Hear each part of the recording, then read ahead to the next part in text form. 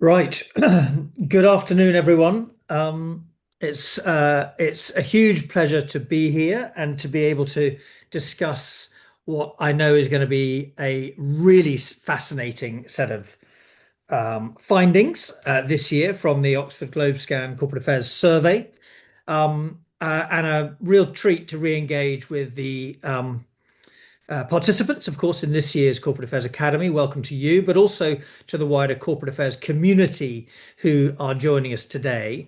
And also, I'd just like to start with a very special thank you to all of the members of the community who've contributed their insights into making this survey possible. So, a special thank you to all of you who took time to give your thoughts and opinions on the questions that we put forward. But then a particular thanks, of course, to the GlobeScan team who have pulled all this together and constructed the questionnaire together with us and then handled the analysis. And GlobeScan have a number of people involved in this, but three particular people stand out: Annika Grayling, Karen Cunningham, and Liam. All three of you have done a phenomenal amount of heavy lifting on this and are responsible for a lot of the significant insights which have come from this. So thank you very much to GlobeScan and in particular to the three of you. It's a just a couple of things from me. I'm Rupert Younger. For those who don't know me, I am the director of the Oxford University Centre for Corporate Reputation and the academic director of the Corporate Affairs Academy here in Oxford. And I'm joined today also by Stuart Prosser, who's an associate fellow at the Saïd Business School and my partner in crime running the Corporate Affairs Academy. A real pleasure to be with you. I'm going to hand you to Chris in a moment, but before I do, let me just tell you how we're going to handle this, which is we're going to start with Chris, just to welcome our panelists. And then Chris will take you through a summary of the findings, what we have taken out of the findings, and which we regard as being the really key insights for about 15 minutes. Then we're going to bring in our views from panelists, the two brilliant panelists that we've got with us today, and then open to questions and answers. Now, please do make sure that as you listen, if there are questions that you have, please put them in the chat, because the chat function, which you'll see in the menu bar on your screen, that's where Stuart Prosser is going to collect the Q&A, and we're going to hand to the Q&A after the insights from our panel. So feel free to put any questions you've got there into the chat, and Stuart will pick that up straight away afterwards. The final thing, just to let you, two final things to let you know. First of all, this is being recorded and the full webinar will be available online, and we'll post that afterwards. But not the Q&A, only the webinar. And secondly, we are going to run for 1 hour exactly through till 3 o'clock GMT. So with that, I'd just like to say welcome, a huge thank you to everyone for being with us, and let me hand over to Chris Coulter. Thank you so much, Rupert, and thanks to you and Stu and the other Oxford and Saïd team members who are also really instrumental in lifting all of this off the ground. So it's a great collaboration.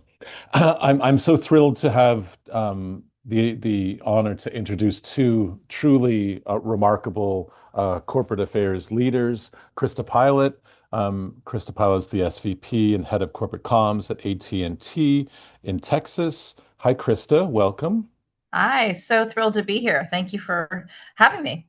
Yeah, really thrilled to have you here too, and especially your vast experience in different sectors and perspectives, and we've known each other for a long time, and really can't wait to hear your take on some of the research and your sense of where the function and the agenda is going. And Jonathan Ashton, hi Jonathan. Jonathan's the head of marketing and comms at Krona Group, and you're in Dubai and have gone through an intense number of months, but we're thrilled you're joining us here today, Jonathan.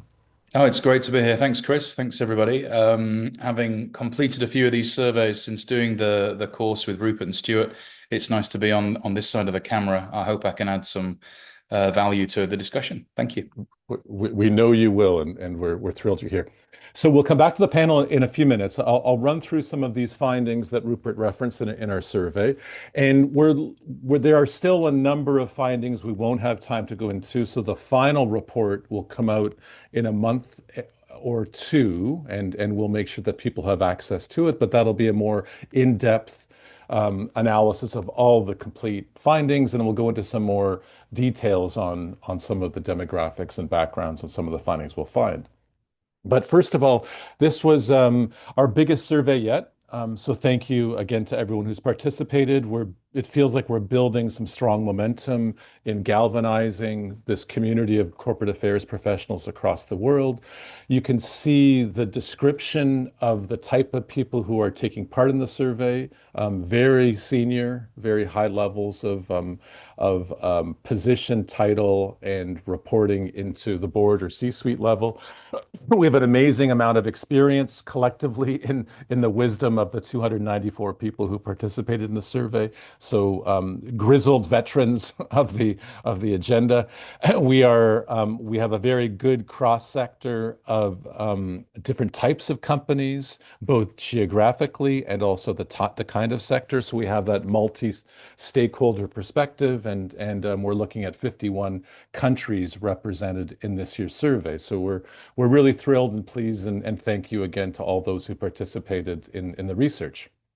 There are three main findings that we've come across in the research, and we'll tease this out as we go along. But on one, we are seeing a shift from geopolitics, which we're all familiar with, and the challenges and the fraying and the rupturing of the existing paradigms in the post-Cold War time period, now 30 years, into something that's a little bit more novel around geoeconomics and the connections between the place and physical locations and the type of economic power that is expressed through geoeconomics. And I think as corporate affairs professionals, we're beginning to get our heads around these two things, which are connected, obviously, but also distinct. Secondly, there's a great interest and perspective that you'll see on the visibility and the importance of AI. Of course, it took us maybe 10 minutes before we mentioned AI, but it's on top of mind among many of you in this conversation.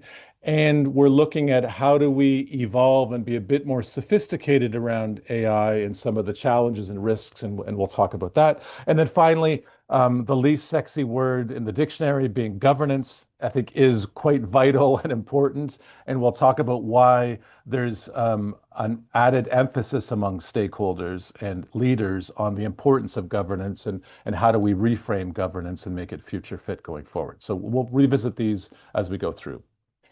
But first of all, let's look at the issues context. So every year we ask this question, which is an open-ended question. So it's an unprompted question, and we categorize it based on the comments people put in.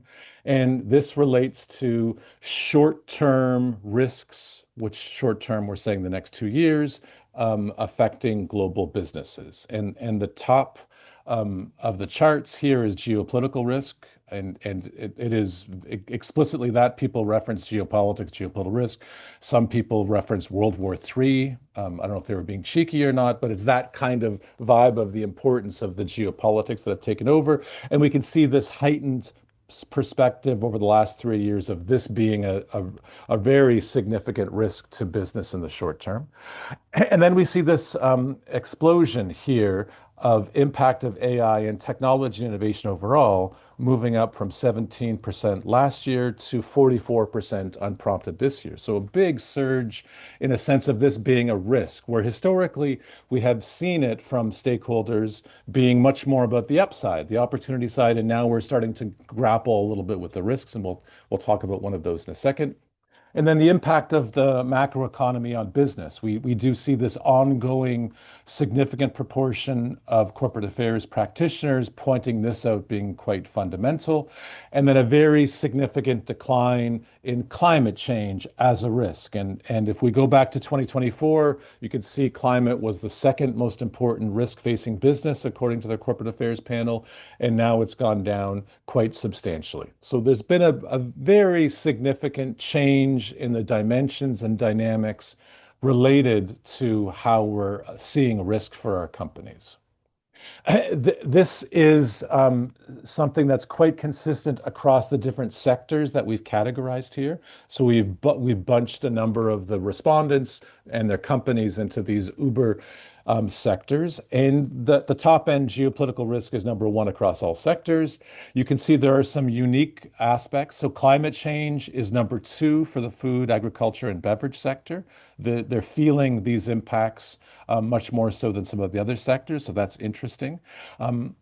We can also see that supply chain issues is really contained explicitly to three very different sectors: the consumer goods and retail sector, the food and agricultural sector, and the energy extractive and manufacturing sector. All a quarter of people in those sectors are saying this is a big risk and a big deal. So we do have some of those supply chain pressures that are experienced in certain sectors much more than others, but at a heightened level in those three uber sectors. On the risks related to AI, one of the things we wanted to ask this year for the first time was to get a handle on people's sense of preparedness. Are different corporate affairs teams prepared to deal with some of the misinformation, the deep fakes that AI is and will be able to generate more and at a very hyper pace? And you can see across overall of the sample, we have 18% of corporate affairs professionals saying, yep, we're prepared, we're ready to go. 30% saying we're kind of ready prepared, but there's some work to be done. And then 43% saying not very prepared. And you can see that plurality of people in the corporate affairs professionals saying we're not ready, we're not equipped to manage this significant risk and threat that we see has risen in the slide I showed a couple of slides ago. You can see by different regions, Asia Pacific is a little bit higher, and Europe on the lack of preparedness. When it comes to sectors, we have the consumer products and retail sector. 62% of that sector in the corporate affairs teams are feeling highly unprepared in a very B2C sector, which portends lots of challenges and lots of work to be done to get much more prepared. Okay, let's shift from the risks to the opportunities. And the same question we asked, but from an opportunity angle in the short term, the next couple of years. And this is another open-ended, unprompted question, and we categorize these things. And the upside of innovation, digitization, and AI has increased even more so in the last year. So 71% of corporate affairs professionals saying this is a big opportunity for us and for our companies going forward. And other aspects are quite behind and also quite stable apart from this stakeholder engagement and trust building opportunity side. So you see a relatively significant increase in the unprompted mention of the human side of this agenda as well being an opportunity. So we're going to be driving forward on AI, of course. And at the same time, I think stakeholders are telling us that the human intelligence aspect of this has also grown in import over the past year as well. So we can maybe have that part of our conversation on how we mix these things together. When we look at the ESG agenda specifically, because we have historically, and there's some more detail in the final report that we'll see on the ESG agenda, we can see another significant trend that's transpired in the past year. When we asked the corporate affairs professionals to say, how would you rank the reputational risk of the G or the E or the S? And we can see the very significant increase in governance being the biggest reputational risk and most important one, and a corollary of a decline on environmental risk for companies. And so you can see the ESG agenda continuing to churn and change with governance coming to the front much more than it was historically.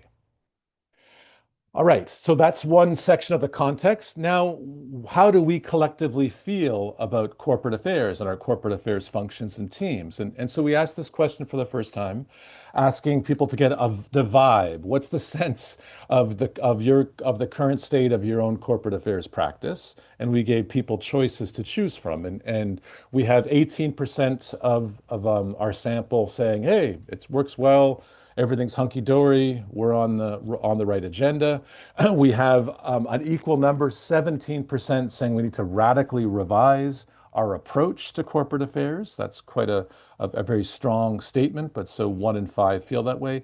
And then we have a majority of 57% saying things are generally in the right track, but we do need modest revisions. So we have this appetite collectively for at least a modest sense of new approaches, new ideas, new operating models for corporate affairs in this context, which is interesting and quite consistent across geographies as well as different sectors. So this is a very collective perspective on how we understand the current state of corporate affairs. There is a bit of a height here on that, with Asia Pacific being among less satisfied, a bit more dissatisfaction around corporate affairs overall, but otherwise there's a pretty strong consistency. And then when we got into among those who thought we need to at least modestly change corporate affairs, we asked the question, what aspects need revision? And again, we aggregated the perspectives, took the verbatims and put them into categories. And you can see a little bit of a story here. One related to a stronger strategy, a clarity on priorities and what we should be doing.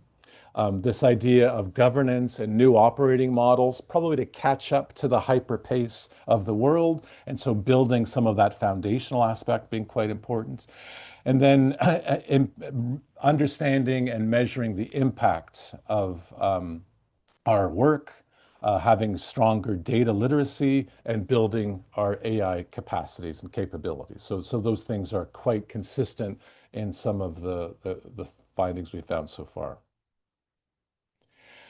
And here are just some verbatims and really thoughtful perspectives from stakeholders. I won't read them all, but what one Asia Pacific corporate affairs professional said: how to best communicate impact with clear integration into business strategy, growth, and value creation. So a strong sense of the value component and the commercial aspects.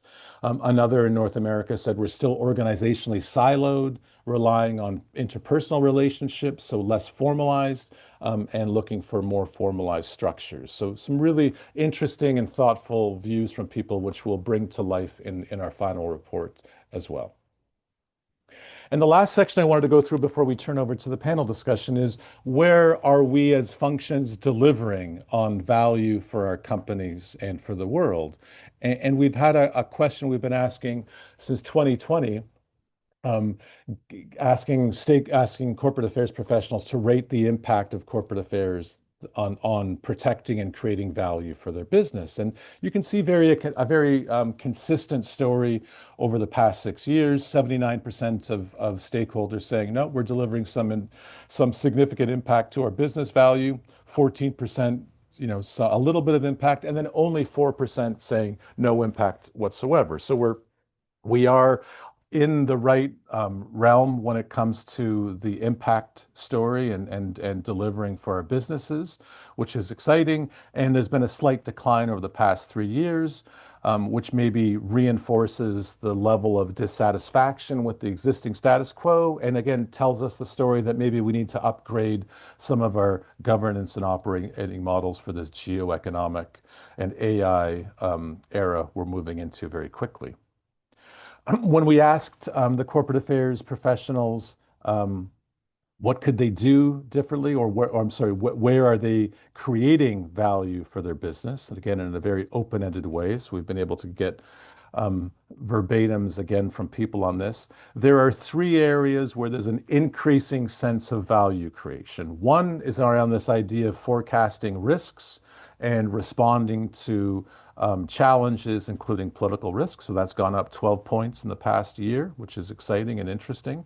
The reputational aspect of our roles in corporate affairs teams of protecting and promoting and driving reputation management, up 5 points. And the third dynamic here that we've seen increased is bringing internal alignment around strategic goals and priorities, and that's up 11 points in the past year. So the momentum around understanding where things are going and how do we manage those risks, maintaining and supporting reputation, and then building alignment inside our enterprises to drive this forward, all feel like quite sensible aspects. The other trend below, you can see a little longer, is influencing business actions across the whole value chain. So there is a supply chain aspect, a geoeconomics that's grown on that part of our roles as well, which we can talk about, I'm sure, in our panel discussion. We asked this question from two dimensions. We wanted to get a sense of where corporate affairs teams are creating and protecting business value, a lot of value, a little value, that's the vertical axis. And the horizontal axis relates to how much of our resources are we allocating to that. And we can see a very highly correlated line, which tells us we are generally putting our resources against things that deliver value for the company. So we're aligned on the distribution of our time and effort on these things. And at the very top right-hand quadrant, external relations being the most important value driver and the place where we allocate the most amount of our resources. Media relations is quite a bit distant, but also still strong in that top right-hand quadrant. And then government relations and policy and advocacy and lobbying, all there. Important for delivering business value, and we're resourcing relatively effectively collectively. Investor relations, we seem to be maybe not allocating enough effort on this compared to others. And then when it comes to marketing and marcoms, we're seeing maybe an over-allocation, slight over-allocation compared to the value it delivers.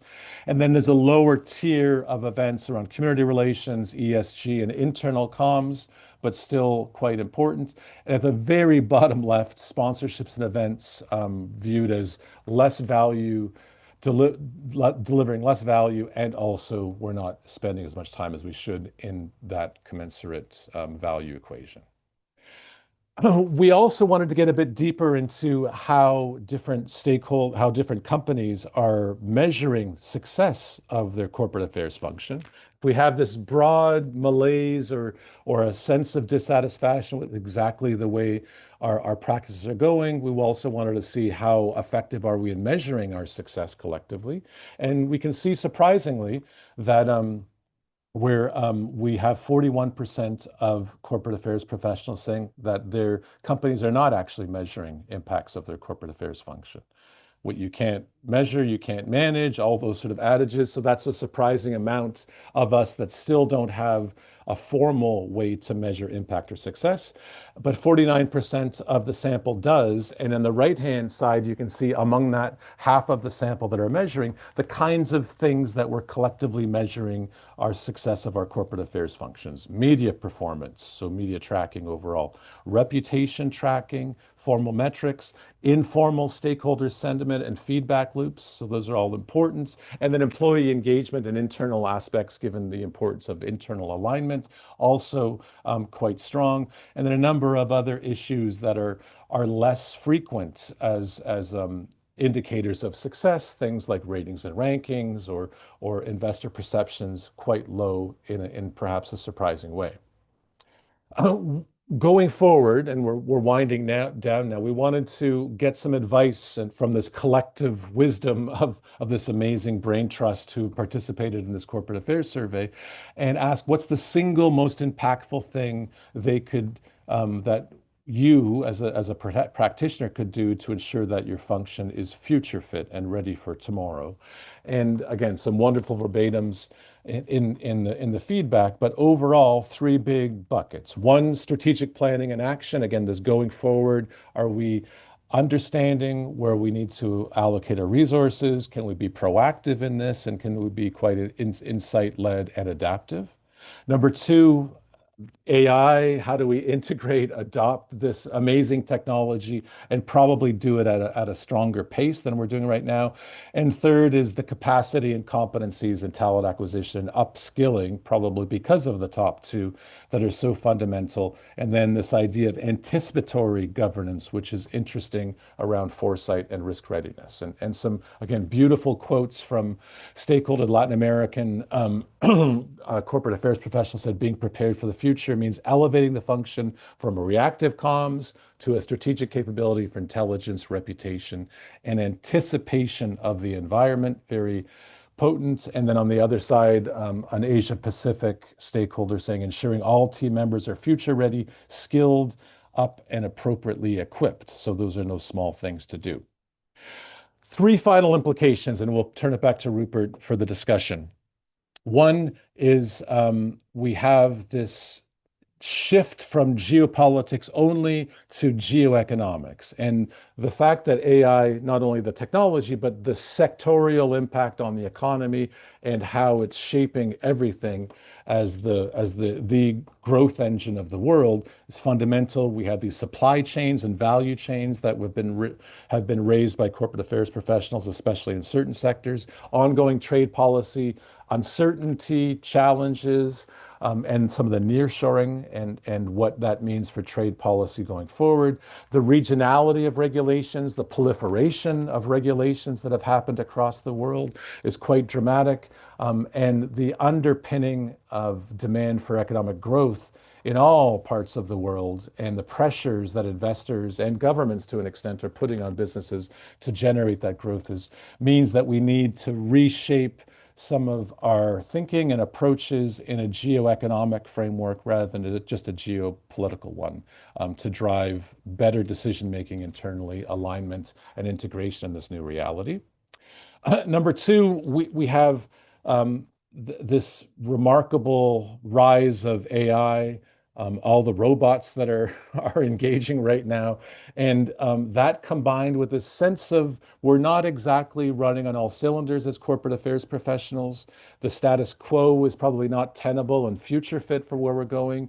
So how do we drive innovative thinking, new approaches, leveraging the technology, of course, doing it in a way that helps integrate and implement it across our enterprises, but also both from an opportunity, but then also think of the threat containment challenges that we have, given the risks of AI and the misinformation that's happening. And we saw enough feedback from stakeholders that there was a human intelligence component, and so the character within which we do these things is quite important according to the collective perspective. And finally, the sexiness of governance has increased.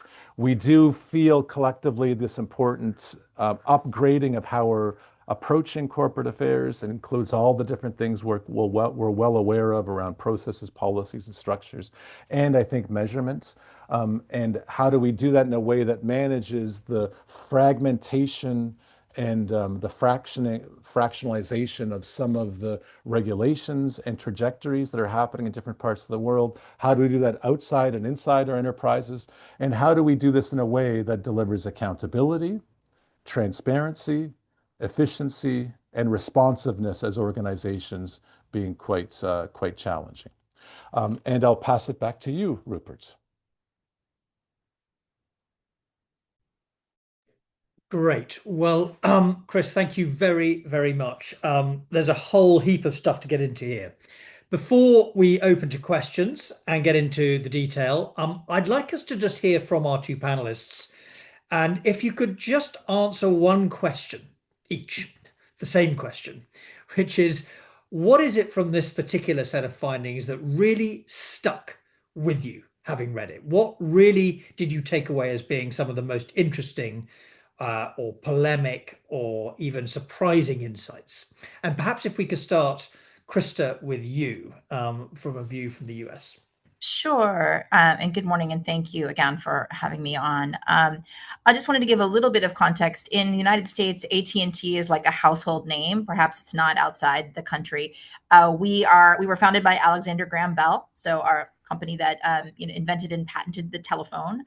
We've been around for 150 years, and so we now have the nation's largest fiber network. We have the largest combined fiber and wireless network. And so while we operate globally, or if our customers are traveling, we go with them. We primarily are a U.S. company. So it's been kind of interesting for me. We have 130,000 employees. We're quite big, 120 billion U.S.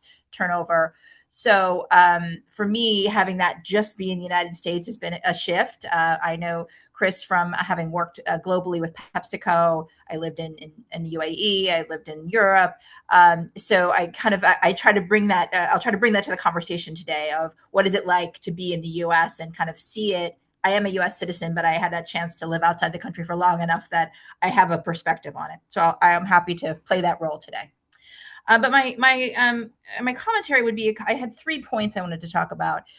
First is just on AI. And look, I think we all are maybe tired of it, but it changes every day. So it keeps itself interesting, right? But I think it's a triple level that corporate affairs professionals have to look at it. And how I think about it is, our businesses are transforming. So we are part of a business. So we have to figure out how are we going to be more efficient? How are we going to create these agents that are going to do everything for us? But then, we as a function have to change how we do things because AI is now grabbing information differently. We don't know which media outlets it might be taking from. One day everyone says it's Reddit, and we all scrambled to get on Reddit in the United States. And then the next day it's like, oh, no, it's going to your websites. Now we're all redoing our websites. So I think we have to operate at that level. I do hear from a lot of my colleagues here in the US that they are being told to eliminate roles to see and justify why can't AI do a more junior role, and they're all losing junior roles in the function. I feel very lucky that I'm under different pressures, but not that one.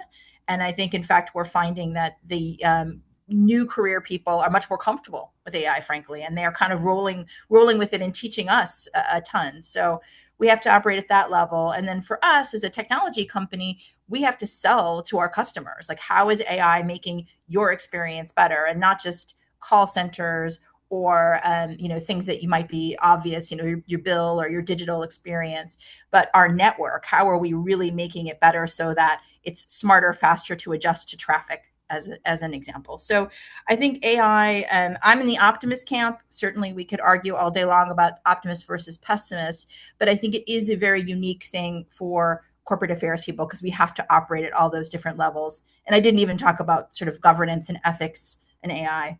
I would also say the climate change and AI nexus is an interesting one that perhaps didn't come into the data as we've talked about it. And in the US, while sort of famously, we have an administration that has moved away from climate change, and companies have then kind of taken the foot off the gas a bit because they don't have to. I think you are seeing so many communities protesting data centers and protesting the water usage, protesting the power drain. And that is a big factor that I think is a little bit of a sleeper issue and getting bigger by the day. So that's one that we're really watching from a risk. We don't build data centers, but we build the connectivity between them. So they're obviously a big part of our business. I think cybersecurity is an area. Chris, you touched a little bit on misinformation. I would just take that more broadly to say that as corporate affairs professionals, if we're not helping our organizations to be really aware of what AI is going to be able to enable the bad guys to do and where it's coming from, we are asleep at the switch. And maybe, again, being in technology now, but we had a big data security issue when I was in food and beverage. So no one is immune. And I think that's a big risk that we're spending time on. And how do you talk about it? How do you talk to customers if they've now had their, personal identity taken because of something that's happened to the way you were storing data? That's a tough one to manage from a reputation perspective. And then third, I would say is, and again, it wasn't the purpose of this survey, but I do think that employee relations is so important. And I was sort of surprised to see it there at the middle of your lovely chart, because I think for us, it's become more and more evident that we have to first make sure our employees understand what we're doing, that we're as transparent as we can be, that we keep them on the journey, and in some ways even more so than external stakeholders. I think and maybe that's a uniquely US perspective. I'd be interested to hear others, but when I talk to my colleagues here, there's this clear sense that if your employees are protesting against you, you've already lost. And we see Disney would be a great example. Target is another one where they just did not keep their people kind of with them as they were making big changes. So that's my intervention. Happy to answer any questions about anything. Thank you. Wonderful. Thank you very much, Krista. There will be questions, but let me hand to Jonathan for you just to give your initial perspectives. Well, Krista's just covered everything I was going to say. Thank you very much. No, sorry. Really great insights. Too much to cover, but definitely the AI piece. I'm sorry to start with that. I'm the head of Marcoms across Middle East and Africa for Krona, and they are a family-owned German company, 104 years old. We make measurement technology. The big industry for us here is in the energy and utility space in the Middle East. And it's interesting. I was speaking with our VP of AI before ADIPEC last year, and she said we are unfortunately several years behind the competition in terms of how we're integrating AI into what we're doing. Because I think a lot of the industry, it's all about trusted and reliable equipment. So there is a certain reticence about new things coming in. In my time at Krona, which is nearly 5 years now, we've developed a couple of products which have been innovative and the new shining light of the company, digital twinning capabilities and all these different elements coming together. But trying to get them into the market has been tough because change is really difficult to usher in. I've always worked in the technology space, with telcos and with IT and what have you. And this is a different kind of technology, but it's interesting that there's still that kind of reticence there. Having said that, I did, and where reputation comes in, the speed of conflict that AI brings in. I think it was last year, and I wrote a very cheesy article for Campaign Middle East, if you want to find it online later, all about how AI can both harm and protect your reputation. And this was in response to a SharePoint attack that happened, I think, in Germany back in July. And it was out there, and then it was kind of fixed within hours. And it was basically AI on both sides of the coin. So I'm definitely, I think, like Krista said, an optimist. I think there's a lot of possibilities there, but I do worry about the younger people coming through, because I'm working with a younger workforce now. They lean, I think, too much on AI without actually, looking at the proper sourcing and verification, which, being the old man that I am, I kind of, been brought up to do that, kind of want to verify before you start putting sources out there and things. So I think AI it's no surprise that it's both a threat and this huge potential. I'm a big fan. That's probably the biggest piece for me, I think. And then the governance part, the last 4 years I've been studying, I now have a law degree. So I think the governance and regulation is a big piece of what I'm trying to do and sort of bridge that gap between Marcoms and regulation.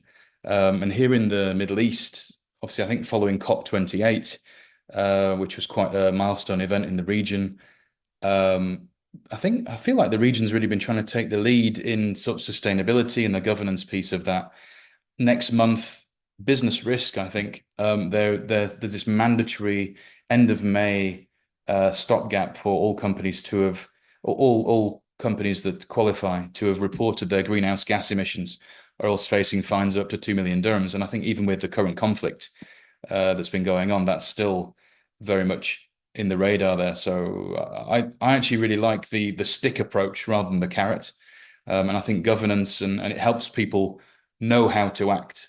While I'm an optimist with AI, I'm a pessimist around the human condition. I think we're all in it for what we can win. So there we go.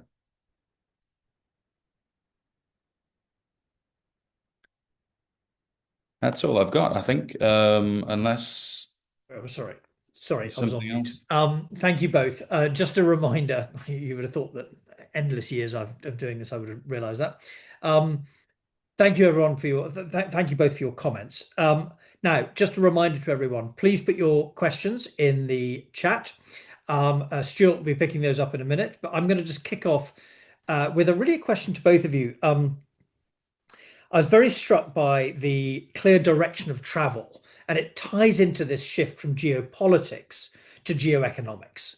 So the geopolitical landscape was one which was contextual, of course. It was one where we just recognized that geopolitics were shaping things. This move to geoeconomics, which is harder, it's a much harder, more instrumental frame, because geoeconomics is where you're seeing politics actually influence the trading actions of companies, whether it be tariffs, much more of a big active sort of factor in that, of course, but just in terms of the direct engagement. And within that, I suppose what I'm interested in is what do you see as the balance of corporate affairs activities when it comes to government affairs versus other things? I would have expected to see a lot more engagement around government affairs than I'm seeing, but I didn't really see that in the data. Can you, either of you, interpret that for me? Yeah, I can sort of give the big company view. And again, as I said, we have 130,000 employees. We're highly regulated by the government. Telecommunications, as it often is. So we have a separate government affairs function, a big group in Washington and they're spread throughout the states. I have people that pair really closely with them. And I would say that, I'm between myself and some select leaders, we're kind of the bridges. Like I have worked in government affairs in the past. I understand it very well. So I try to bridge those two. But I think let me rephrase it. I would say for my team, even my comms team, even people who are doing, consumer work and not at all, I say to everyone, you have got to understand government affairs. You've got to understand the regulatory landscape, and you Right. have to understand the unintended consequences of decisions that we might make and how they can impact our reputation or our business. And we've just seen a lot of, I'll just tell you kind of a funny one is because we've been around for so long, we have a lot of copper wire still in our network. And copper wire is what they originally did telephone wires, right? It's incredibly valuable now because of the tariffs and because of the geopolitical disruptions. And sadly, that means people steal it. And so that then leads to outages and leads to lots of different problems. But it also leads to an opportunity for us. We're like, well, if we take it out ourselves and we can sell it, like we're actually now, kind of making a profit on something that's been a drain.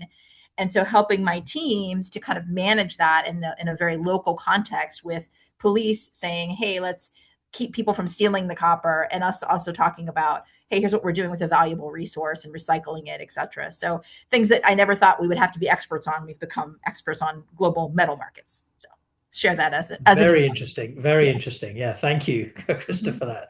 Jonathan, your perspective?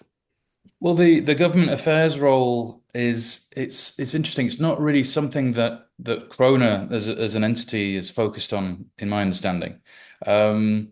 But in sitting in the Middle East, I think my first job at joining the company was to say, let's become more German.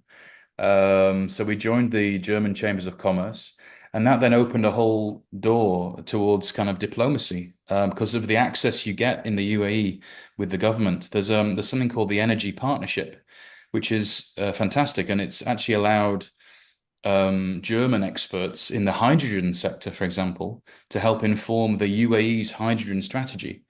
And that's something that I've been able to get Krona in the room for, and it's sort of seen a little bit of payoff there, because obviously if you're in the room positioning your company there as this expert on measurement technology in this kind of new energy space, you would hope that your specs, your considerations are there in the RFQs when they start coming down the line. So that's been something that it's a bit intangible, but it's kind of a positioning piece as much as anything else. But it's something that I don't feel is done enough because of the traditional aspect of the company from a global perspective. But we've seen, and I think maybe that's in the Middle East where you have this access.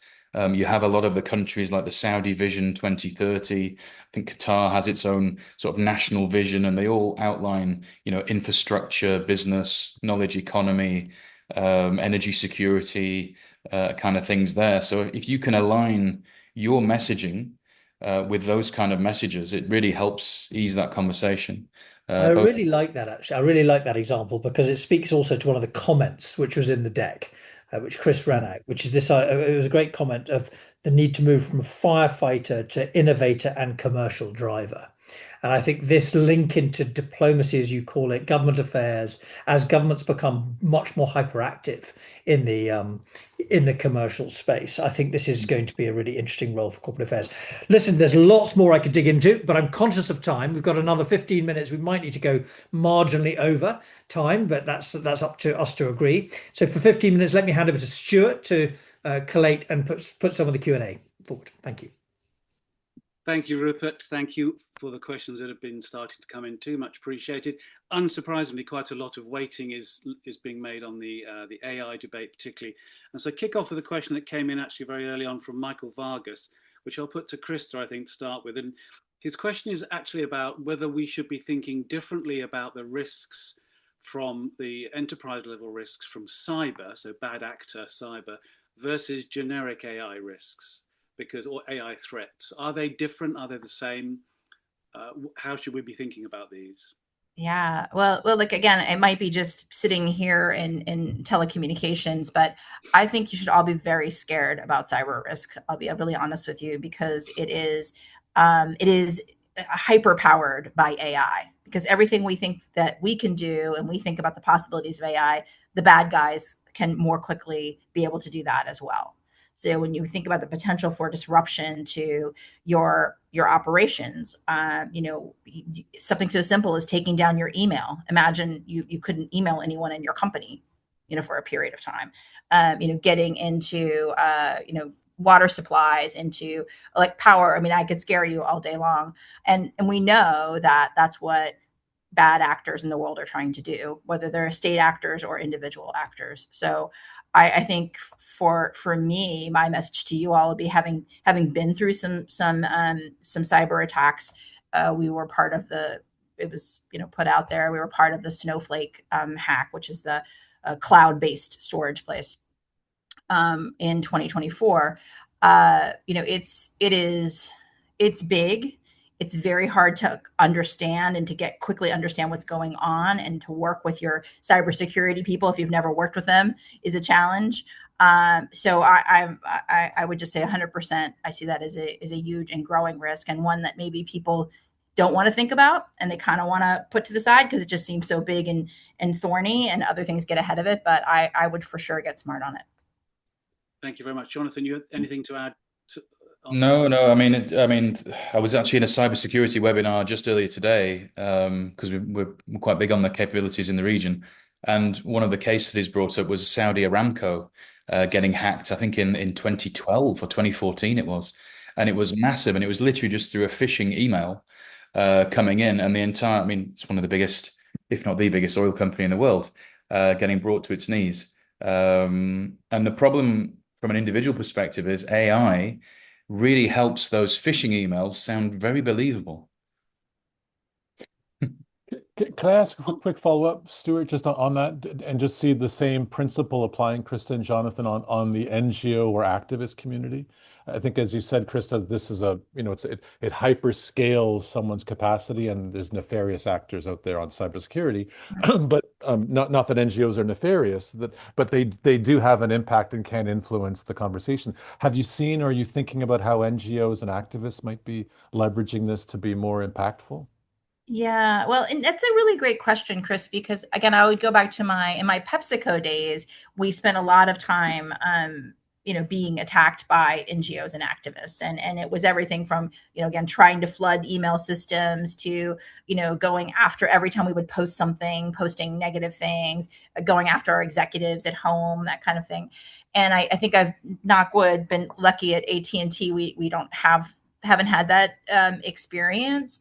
And I wonder too, we've had some, and this is public, we had some activists who have protested our government contracts, because we've had long-standing, as you might imagine, long-standing government contracts with the Department of Homeland Security, with ICE, other places, and they haven't gotten traction. And I don't know if that is because they haven't used AI. They've been trying to use more traditional means. And I don't want to wish anything bad on my company by saying it, by jinxing us. But I think that I haven't seen it. I would say that. Okay, thank you. And given all of that, there's a question that's come in from Joe Good, which sort of brings it down to a more practical perspective. How do the two of you view then the preparedness or the investment that you're having to make in defensive capabilities versus proactive AI capabilities? Are you seeing a distinction there, or is it at the moment, is it just one blob of investment? I mean, sorry if I take that first. From a Corona perspective, I mean, any cost that comes in, it's usually a request from our clients that comes in.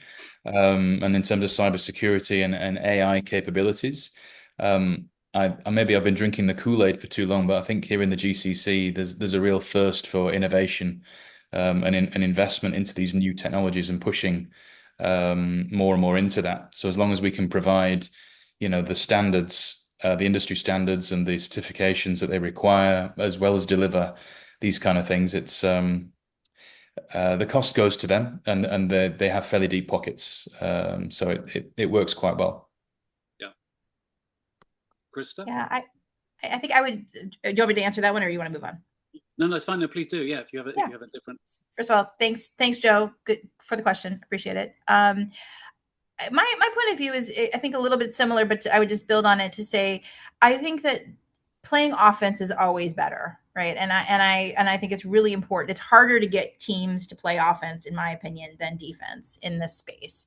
So I would always lean toward put more money on, being innovative, getting out there, and then you should set up a playbook and work with your cybersecurity team to make sure that you've played defense. And I think you'll get a lot more resources from across the business on the defense, but I don't think anybody's going to help you on the innovation side and the value creation side.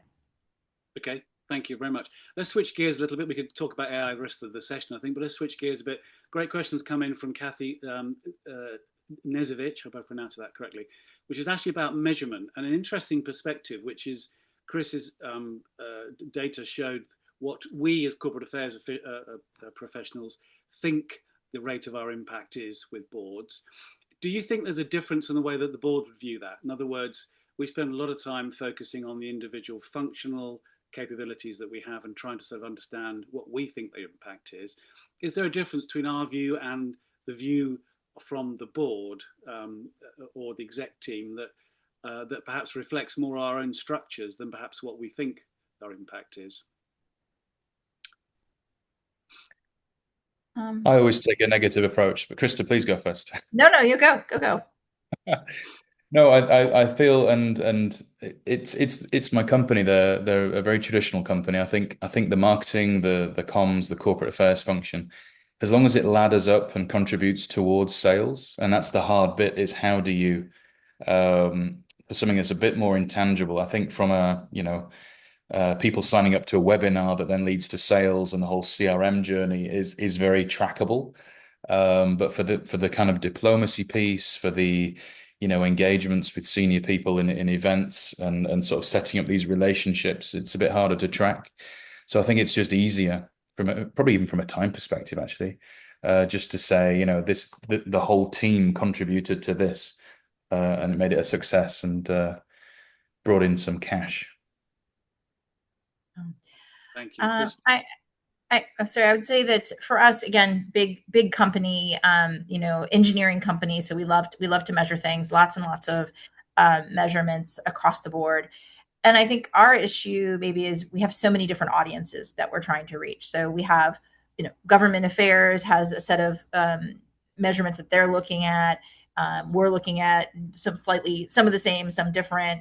Then we have a consumer business that's looking at net promoter scores and all of those kind of things. And I think the effort that we've had as a C-suite has been, how do we bring those things together? Even if it's a bit of more art than science, to say how do we give the board a holistic picture?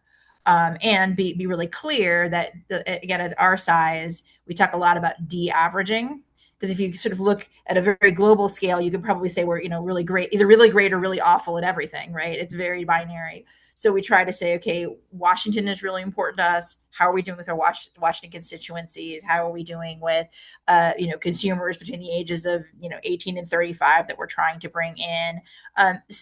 So I think that we do a ton of measuring, and I think what I love about AT&T is, while there's an emphasis on measuring, there is a recognition that sometimes it's more art than science, and we can have things that are directionally right. They don't have to be completely precise, and which is helpful for what we do. Thank you very much.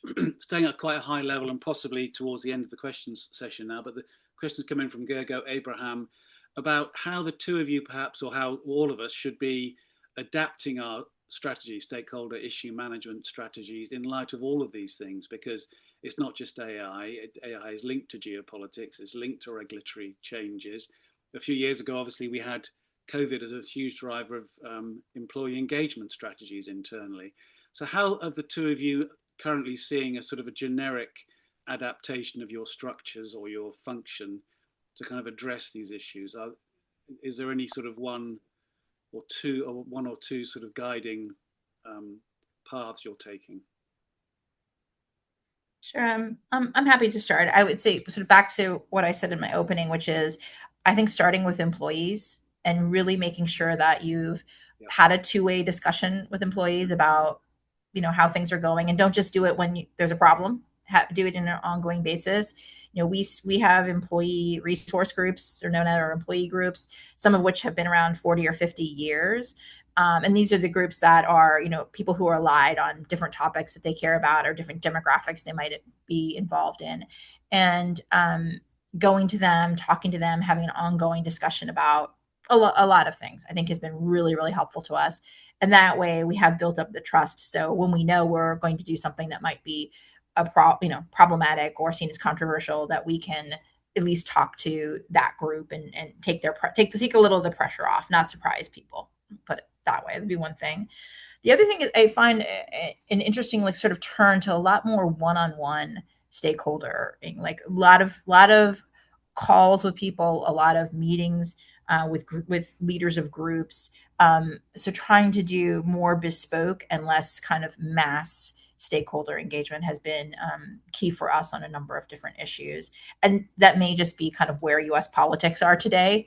Kind of better to go with the relationships and try to do it one-on-one, as opposed to trying to do big broad strokes. If I can just add a little bit to that, and it's probably something I learned from the Corporate Affairs Academy about the whole network broker role. And I don't know, this is something that I feel like isn't done enough in the Marcom's function, but it's something that I've tried to do at Kroner as well, is to build the platforms that bring the people together, even if that's just for internal discussions. During the recent conflict here as well, sort of just taking that role kind of as from a crisis comms perspective, but realizing all the different stakeholders you need to bring together, make sure people are informed, because outside the region, nobody really knows what's going on. So there was information going up on SharePoint, on Teams. It inspired a letter of support from the CEO, which I never thought would come to the region. Regular calls with the team, just checking in, because we have service engineers who were stationed at energy infrastructure. They didn't know, if they would be a target, that sort of thing. And I think building those platforms in times of crisis and times of just getting things done is great, and having that ability to bring people together. Thank you very much indeed. That's very kind. Thank you to both of you. Thank you for the questions that have come in. Unless there are burning questions, I'm sure we could go on talking for hours. I think to honour our commitment to end at 3, we could perhaps pass back to Chris. Just to say a very warm thank you to both you, Krista and Jonathan. Really appreciate your wisdom and service and thoughts. And thanks, Stuart, for the great questions and the great question for everyone else. And I'll leave the last word to you, Rupert. Nothing more to add apart from say thank you, everyone. And for the team who are in the Academy this year, looking forward to seeing you for the tutor group opener in a couple of weeks, and to seeing you in Oxford in early July. Okay, many thanks all. Thank you very much. Thank you. Cheers, everybody. Bye.